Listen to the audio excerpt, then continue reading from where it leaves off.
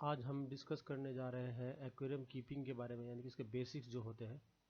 तो बेसिक्स में सबसे पहला पार्ट फर्स्ट है ये कि आप एक्वेरियम खरीदने से पहले आपको किन किन चीज़ों का ध्यान रखना है और क्या क्या देखना है कि आप जब एक्वेरियम कीपिंग करें तो एटलीस्ट आपका जो एक्सपीरियंस हो वो बेटर हो एज़ कम्पेयर टू आपने जो सोचा है उससे। कई बार लोग क्या करते हैं कि छोटी छोटी गलतियां कर देते हैं शुरुआत से, और उनका एक्वेरियम जो है वो उनका एक्सपीरियंस ख़राब हो जाता है, फ्रस्ट्रेशन हो जाती है उनको, और वो यूजुअली एक्वेरियम को बंद करके रख देते हैं या फिर उसको बेच देते हैं। तो सबसे पहला पार्ट फर्स्ट जो है वो है कि आप एक्वेरियम खरीदने से पहले किन चीज़ों को ध्यान रखें। तो इसमें एक सीरीज़ बनाने की सोच रहा हूँ मैं, एक सीरीज़ बनाएंगे, इसका पार्ट फर्स्ट है। तो सबसे पहले इसमें आता है कि टाइप ऑफ एक्वेरियम, एक्वेरियम के टाइप कौन कौन से हैं, कितने टाइप के एक्वेरियम्स आते हैं मार्केट में। नेक्स्ट है फैक्टर्स, यानी कि जो जो फैक्टर इफेक्ट करते हैं आपकी फ़िश कीपिंग को, एक्वेरियम को, आपके जो, उसके अलावा फिशेस जो आप रख सकते हो, और डूज एंड डोंट्स, यानी कि जो आपको करना चाहिए और नहीं करना चाहिए। फिर आता है आपका types of aquarium. First aquarium है आपका रेक्टेंगल और क्यूब्स, जो आपके चकोर आते हैं, ये रेक्टेंगल और क्यूब्स ये बहुत ही कॉमन मिलेंगे आपको, और लगभग लगभग हर दुकान पे, हर एक्वेरियम की शॉप पे आपको यही मिलेंगे देखने को। और ये सबसे, जिसको बोलते हैं ना स्वीट स्पॉट, ये स्वीट स्पॉट एक्वेरियम्स है, यानी कि आप इनको लोगे तो इसमें फिशेज जो है अच्छी तरीके से रहती भी है और ये देखने में भी अच्छे लगते हैं, और इनको आप वैरायटी से अपने कस्टमाइज बनवा सकते हैं, और ये चीप एंड बेस्ट जिसको बोलते हैं वो है। नेक्स्ट आता है सिलेंड्रिकल, ये बहुत ही अनकॉमन है और मोल्डेड ग्लास से बनते हैं, बहुत ही ज़्यादा कॉस्टली होते हैं, और यूजुअली आपको बहुत ज़्यादा जो कॉस्टली जो जैसे जगहें होंगी जहाँ पे बहुत कॉस्टली सामान मिलता है, या फिर जो घर मेंशंस वगैरह उनमें देखने को मिलेगा। लेकिन इसको, ये अनकॉमन भी है और कॉस्टली भी है। इसके अलावा इसको कुछ एक्वेरियम स्टोर हॉबीज जो इसको रिकमेंड नहीं करते हैं, क्योंकि इसमें जो है जो एक बवंडर टाइप का बन जाता है अंदर, जिससे मछलियों को दिक्कत होती है। पर हर मछली के साथ ऐसी प्रॉब्लम नहीं है। कुछ जगहों पे अगर बड़ा हो और अप्रोप्रिएट साइज़ का हो, अप्रोप्रिएट साइज़ में होगा तो बहुत ही सुंदर लगता है, लाजवाब लगता है, लेकिन इसको यूजुअली आप घर में नहीं देखेंगे।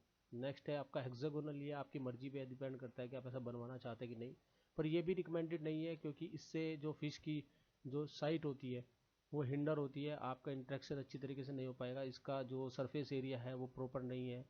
पर ये स्टाइलिश है तो लोग इसको भी लगाते हैं। नेक्स्ट है बाउल्स, ये बाउल्स जो है बहुत ही ज़्यादा कॉमन होते हैं, तो कॉमन होने की वजह से आपको कहीं भी मिल जाएंगे, सड़कों पे इवन लेके रखे रहते हैं उनको। पर मैं इसको टॉर्चर मानता हूँ बॉल्स को, अगर अनलेस अनटिल आपके पास ये अप्रोप्रिएट साइज़ का नहीं है, एटलीस्ट 1 फीट का या उससे अबव नहीं है, तो फिर बाउल लेने का कोई मतलब नहीं बनता है। इवन फॉर बेटा फिश इसको नहीं लेना चाहिए, बेटा फिश भी इसके अंदर ठीक से नहीं रह पाती हैं। और अगर आप इसके अंदर प्रॉपर फिल्टर नहीं फिट कर पा रहे हैं और प्रॉपर इसके अंदर टेम्परेचर के लिए थर्मामीटर फिट नहीं कर पा रहे हैं, तो what is the point of this bowl. तो इसलिए मैं इसको रिकमेंड नहीं करता, उसको ख़रीदना ही नहीं चाहिए। अगर आपको ख़रीदना है तो आप इसके अंदर एक सेटअप बना सकते हैं, प्लांटेड एक्वेरियम छोटा सा बना सकते हैं, उसके अंदर एक सिंगल फिश रख सकते हैं, जिससे जैसे कि बेटा फिश ही हो गई, लेकिन वो साइज़ उसका प्रॉपर होना चाहिए। फिर आपको गैलन में देख लीजिए कितना है और उसको ख़रीद के लाइए। नेक्स्ट है इसमें एम्बिएंट टेम्परेचर। एम्बिएंट टेम्परेचर जो होता है वो टेम्परेचर आपके आसपास के एरिया का, आपका एनवायरनमेंट का जो टेम्परेचर है वो टेम्परेचर आपका कितना है, यानी कि आपकी डिपेंड करता है कि आप जैसे बिल्डिंग में रहते हैं, मान लीजिए आप फर्स्ट फ्लोर पे रहते हैं और एक ग्राउंड फ्लोर है आपके यहाँ, तो ग्राउंड फ्लोर का टेम्परेचर ऑब्वियसली जो है फर्स्ट फ्लोर से कम ही होता है। तो आप एक्वेरियम को रखना कहाँ चाहते हैं, यानी आप उसको नीचे वाली मंजिल पे रखेंगे या आप ऊपर वाली मंजिल पे रखेंगे। तो अगर जहाँ पे डायरेक्ट धूप पड़ेगी तो वहाँ का टेम्परेचर भी ज़्यादा होगा, एम्बिएंट टेम्परेचर भी ज़्यादा होगा, तो ऑब्वियसली एक्वेरियम का टेम्परेचर भी ऑटोमेटिकली ज़्यादा हो जाएगा। उस केस में आपको उसको मेंटेन करना मुश्किल हो जाएगा, हो सकता है वो फिश की जो नॉर्मल रेंज है वो उससे भी बाहर चला जाए। तो बेसिकली मैं कहना ये चाहता हूँ कि अगर आप उसको नीचे वाली मंजिल पर रखें और ऐसी जगह टेम्परेचर रखें जहाँ का एम्बिएंट टेम्परेचर 30 डिग्री से अबव ना जाए, तो अच्छा होता है। नेक्स्ट है ह्यूमिडिटी। ह्यूमिडिटी में क्या होता है ना कि ह्यूमंस को वो, उसके ऊपर ह्यूमंस के ऊपर उसका इफेक्ट होता है। पर मछली के ऊपर उसका कोई इफेक्ट नहीं होता। तो यूजुअली आप जब ह्यूमिडिटी देखें तो उससे डजेंट मैटर। उसके बाद जो है आप टेम्परेचर रूम थर्मामीटर खरीद के लाइए और टेम्परेचर को कम से कम 3 बार 2 से 3 दिन तक आप उसको देखिए। दिन में 3 बार यानी कि सुबह दोपहर शाम की आपका टेम्परेचर फिर एवरेज टेम्परेचर क्या रहता है और कितना डीप होता है टेम्परेचर। क्योंकि टेम्परेचर डीप होते ही मछली जो होती है ना वो स्ट्रेस में आ जाती है और स्ट्रेस में आने के बाद उसको बीमारियाँ लगती है। तो आप उसको देखिए टेम्परेचर जब आपका एवरेज टेम्परेचर जो है, और अपने एक्वेरियम का भी एवरेज टेम्परेचर देखिए दिन में 3 बार। उससे आपको आइडिया लग जाएगा कि आपके एक्वेरियम के टेम्परेचर में आपके एनवायरनमेंट के टेम्परेचर में कितना फ़र्क है। उसके बाद आता है कि जो फिशेज़ हैं उनके लिए टेम्परेचर होता है क्रिटिकल होता है। हर एक फ़िश के लिए एक ही टेम्परेचर पर्टिकुलर टेम्परेचर नहीं होता है, हर फिश के लिए अलग अलग टाइप के टेम्परेचर चाहिए होता है। जैसे बेटा फिश है उसके लिए जो एवरेज टेम्परेचर है वो 26 डिग्रीज होना चाहिए और कभी भी वो 30 डिग्री से ऊपर नहीं जाना चाहिए। जबकि जो आपकी गोल्ड फिश हैं वो ठंडे पानी की मछलियाँ हैं, उनके लिए आपको जो टेम्परेचर है वो 22 डिग्री से ऊपर नहीं जाना चाहिए। हालांकि वो रह लेती है 26 23 27 में भी, पर वो बोलता है ना कि खुश रह के रहना और एक होता है कि सिर्फ रहना, तो उसमें फ़र्क हो जाता है। नेक्स्ट है कि पीएच, आपका वाटर का पीएच क्या है एरिया में आपके। इसके लिए बिल्कुल सिंपल मेथड है, आप या तो पीएच स्ट्रिप ला सकते हो। ये देखिए आप या तो पीएच है आपके वाटर में मस्ट बी नोन, आपको पता होना चाहिए कि पीएच क्या है आपके वाटर का। तो पीएच पेपर ला सकते हो आप रफ आइडिया के लिए, या फिर आप पीएच मीटर ला सकते हो। देखिए ये जो मैंने ऊपर दिखाया है ये पीएच पेपर है, बहुत आसानी से मिल जाता है, बहुत सस्ता आता है, 10 रुपये का आ जाता है। इसकी स्ट्रिप को आप निकाल के पानी के अंदर डुबाएंगे और यहाँ पे कलर मैच करेंगे, तो कलर जिससे जिसका मैच होता है इस पर लिखा होता है ये पीएच अप्रोक्सीमेटली उस रेंज का हो जाएगा। तो जो स्वीट स्पॉट पीएच होता है वो अप्रोक्सीमेटली होता है 7 to 8। वो जो रहे तो अच्छा होता है। कुछ मछलियों को एसिडिक चाहिए होता है, कुछ को बेसिक चाहिए होता है, और यूजुअली अधिकतर को थोड़ा सा बेसिक ही चाहिए होता है। तो यानी कि 7 और 8 के बीच में हो तो बेस्ट है। यहाँ पे देखिए दिया भी है ब्लीच का जो होता है ये 13 होता है। तो जैसे गैस्ट्रिक एसिड यानी आपके जो पेट में एसिड होता है HCl हाइड्रोक्लोरिक एसिड, वो टेम्प उसका 1 होता है। तो 0 to 14 के स्केल पे आप देख सकते हैं कि 7 जो है डिस्टिल्ड वाटर का होता है यानी प्योर वाटर। तो इसके 7 7.5 इसके आसपास हो तो ज़्यादा अच्छा है। और बाकी जो है आपका डिपेंड करता है कि ये फ्रेश वाटर एक्वेरियम होगा तो आपको इस रेंज में रखना है। अगर अगर ये जो है सोल्ट वाटर एक्वेरियम होता है या फिर आप बोल सकते हैं कि मराइन वाटर एक्वेरियम हो तो उसके लिए टेम्परेचर रेंज ये टेम्परेचर और जो पीएच रेंज है वो अलग होती है। उसके बारे में कभी और बात करेंगे हम। तो स्वीट स्पॉट जो है टेम्परेचर न्यूट्रल पीएच होता है, या न्यूट्रल यानी कि 7। लेकिन किसी किसी मछली को स्पेसिफिक पीएच रेंज है, जैसे कि डिस्कस फिश होती है। डिस्कस जो है ना बहुत ही ज़्यादा सेंसिटिव टाइप की फ़िश है। तो हालांकि वो सिक्लेट की नस्ल की होती है फिर भी वो काफ़ी यानी कि स्पेसिफिक होती है, सॉफ्ट वाटर चाहिए होता है, पीएच बिल्कुल प्रॉपर रेंज में चाहिए होता है। तो वो चीज़ का ध्यान रखना होता है। बाकी पीएच चेंज होता रहता है। मान लीजिए आपने उसके अंदर कुछ पत्थर डाल दिए, वो पत्थर लीच कर रहे हैं उसके अंदर, लीच करने का मतलब ये उसमें से छोटे छोटे पार्टिकल निकल के वाटर के अंदर घुलते जा रहे हैं, तो वो उसके पीएच को चेंज कर सकते हैं। एग्जाम्पल के लिए आपने लाइम स्टोन डाल दिया उसके अंदर, लाइम स्टोन क्या करता है कि पीएच को बढ़ाना शुरू कर देता है, यानी कि अपर रेंज में लेके जाता है 8 9 इस तरह से लेता चला जाएगा। उसके अलावा फिश जो वेस्ट प्रोड्यूस करती है जैसे अमोनिया प्रोड्यूस करेगी, उससे भी पीएच जो है ना वो फ्लैक्चुएट करने लग जाता है। तो पीएच ज़्यादा फ्लैक्चुएट नहीं करना चाहिए। नेचुरली पीएच जो इतना फ्लैक्चुएट नहीं करता है।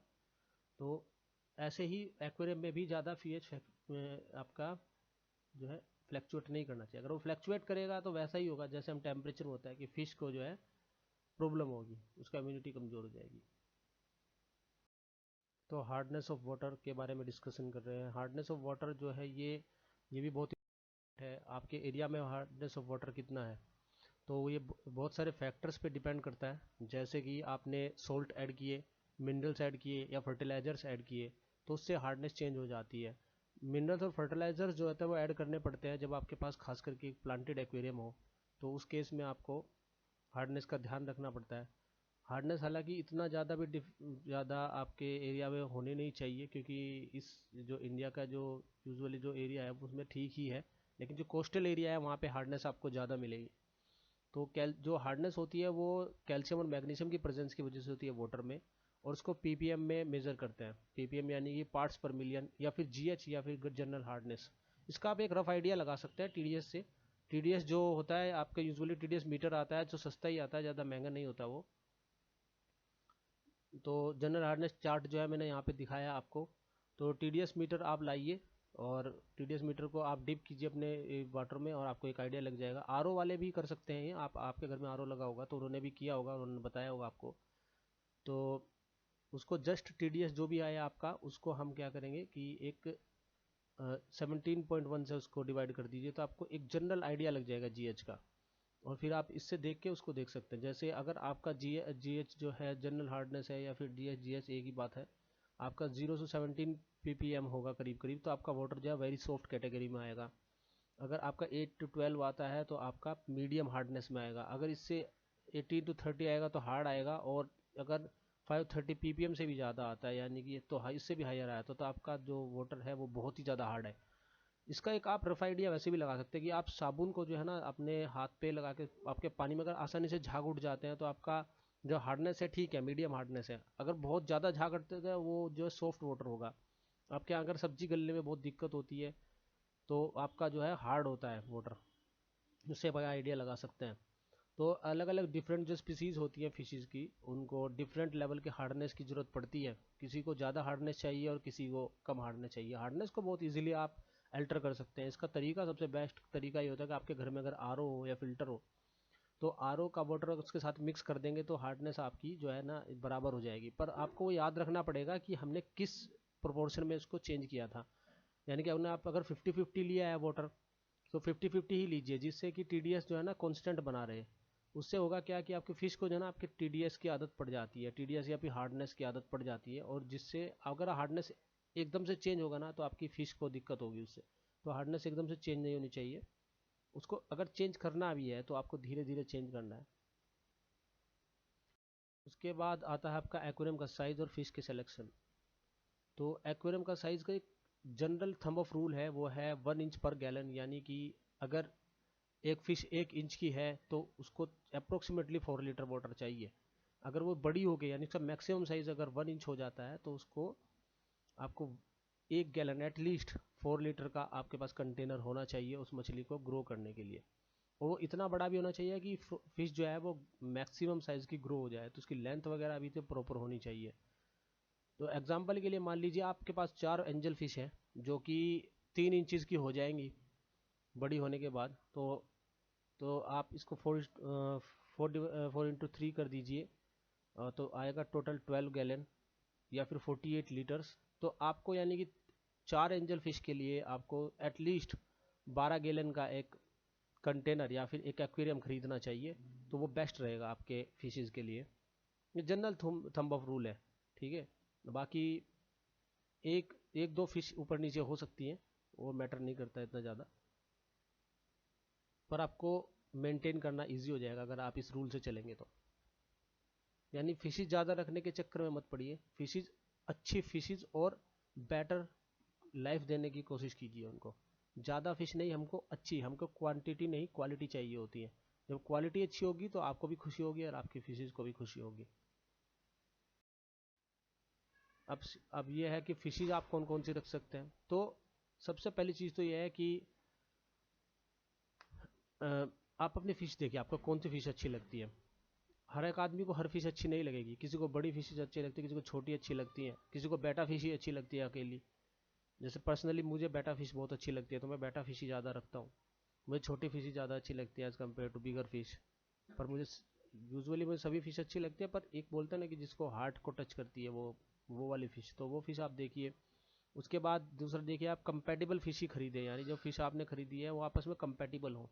ऐसा ना हो कि एक दूसरे के फिन खा जाए या फिर एक दूसरे को अटैक करे, एक दूसरे को मार दे। जैसे बेटा फिश है, आपको देखना पड़ेगा कि वो अकेली ही रहे। तो 2 या 3 आप एक साथ नहीं रख सकते क्योंकि उनमें से एक ही जिंदा रहेगी। तो आपको देखना पड़ेगा कि कंपेटिबल है कि नहीं फिश आपस में। इसके लिए पहले रिसर्च कर लीजिए, अपनी अच्छी तरीके से सर्च कीजिए, इंटरनेट पे पढ़िए उसके बारे में, तभी फिश लाइए। फिर उसके बाद फिश को जो है ना प्रॉपर स्पेस दीजिए, जैसे हमने पहले डिस्कस किया था। एक 1 इंच पर गैलन का रूल फॉलो करेंगे तो आपकी फ़िश खुश रहेगी। और ये एक मिथ है कि फ़िश हैप्पी नहीं होती है। आपको अपनी फ़िश की हैप्पीनेस अलग ही दिख जाएगी अगर आप उसको प्रॉपर एनवायरनमेंट देंगे तो। उसके बाद क्या है कि आपको हाई क्वालिटी फूड खरीदिए, सस्ता और बेकार फूड मत खरीदिए जो कि 50 रुपये का बहुत सारा आ जाता है या 25 रुपये 20 रुपये का बहुत सारा आ जाता है। आप जितना अच्छा उनको क्वालिटी फूड दीजिए उतना ज़्यादा वो अच्छा ग्रो करेंगी और उतनी ज़्यादा खुश रहेंगे, उनके फिन्स भी ज़्यादा चमकेंगे, उनके कलर भी ज़्यादा चमकेंगे। जो भी आप भी देखेंगे या कोई और भी देखेगा तो कहेगा वाह वाह भाई, क्या फिश के कलर क्या बढ़िया आए हुए हैं। तो वो डिपेंड करता है कि आप उसको फूड कैसा दे रहे हैं। तो हाई क्वालिटी फूड दीजिए। घर पे बनाने के भी बहुत सारे मेथड होता है, वो भी कभी डिस्कस करेंगे हम। और तो स्ट्रेस फ्री भी रहती हैं और खुश भी रहती है। बाकी यूट्यूब पे बहुत सारी वीडियोस भी पड़ी हुई हैं इस चीज़ से रिलेटेड, तो आप वो भी देख सकते हैं। अब फिर ये है कि आपको अपना फेवरेट फिश आपने मान लीजिए चूज़ कर ली है। आप उसकी रिक्वायरमेंट देखिए कि उसको कितना टेम्परेचर चाहिए, कितने पानी में रहती है, वो पानी के अपर साइड घूमती है, बीच में घूमती है, नीचे घूमती है, उसके हिसाब से उसमें फ़िल्टर लगाइए। तो ये सब चीज़ें आपको रिसर्च करनी पड़ेगी, ठीक है। लेकिन उनके हिसाब से आप बना तो लोगे एक्वेरियम, लेकिन हमेशा प्लान करके रखिए। जैसे फ़िल्टर है, फ़िल्टर 2 लेके रखिए। पंप्स हैं वो 2 लेके रखिए हमेशा। और आपका हीटर है, हीटर 2 लेके रखिए। उससे फ़ायदा ये होगा कि अगर एक फेल हो जाता है तो आपको एट द टाइम दूसरा आपके पास होगा। तो ये चीज़ें हैं, तो आप फिशेज वो रख सकते हैं जो आप देखें। तो टेम्परेचर देखिए, अपना एम्बियंट टेम्परेचर, उसके हिसाब से मछली लाइए। आपके यहाँ पे कितना आपके एनवायरनमेंट में जो सॉरी वो जो आपके घर में वाटर मिलता है आपके घर पे जो इजीली अवेलेबल है वो किस हार्डनेस का है। ज़्यादा हार्ड है तो हार्डनेस की वाली मछली लाइए, जैसे कि गपीज़ हो गई, मोलीज हो गई। सॉफ्ट वाटर की है तो सॉफ्ट वाटर की फिश रख सकते हैं आप, जैसे कि टेट्रा हो गई और आपकी एंजल फिश हो गई, ये सब चीज़ें। मीडियम में तो बहुत सारी फिशेज आती हैं तो वो रह सकते हैं आप। तो पहले रिसर्च कीजिए, उसके बाद ही फिश लीजिए। तो डूज एंड डोंट्स हैं। सबसे पहली चीज़, आपको क्या क्या करना है। एक प्रॉपर साइज़ का एक्वेरियम लेना है, उनकी रिक्वायरमेंट जाननी है, उनको टाइम दीजिए और कमिटमेंट कीजिए कि हाँ मैं इसको टाइम दूंगा और मुझे रखा है तो मैं इसको अच्छी तरीके से रखूंगा। उसको फर्मली प्लेस कीजिए, जहाँ पे आपने रखा है वो चीज़ फर्म होनी चाहिए और वहाँ पे उसको हिलना नहीं चाहिए बिल्कुल भी। सब के सब फैक्टर जो है उनको बैलेंस में लेके आइए। डोंट्स क्या क्या नहीं करना है कि सिर्फ दिखावे के लिए मत खरीदिए कभी भी।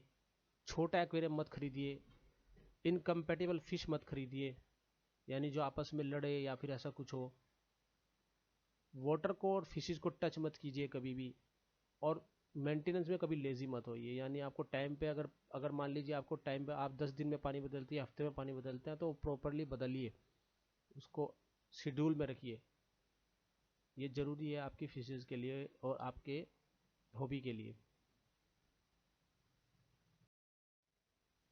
Thank you very much. आपको लाइक या डिसलाइक कर सकते हैं जैसा भी आपको अच्छा लगे। तो थोड़ा मुझे इलेबोरेट करके ही बताने की आदत है क्योंकि मैं प्रोफेशन से एक टीचर भी हूँ, तो इसलिए आपको जैसा भी अच्छा लगे लाइक कीजिए, डिसलाइक कीजिए। उससे मुझे पता लगेगा कि आपने वीडियो देखी और क्या चीज़ मुझे इम्प्रूव करनी है। तो उसके आगे और भी सीरीज़ आएंगी, उसके बारे में आप जैसा आपको फील है कमेंट में आप लिख सकते हैं कि आपको किस चीज़ के बारे में वीडियो चाहिए या कोई क्वेश्चन हो। Thank you very much.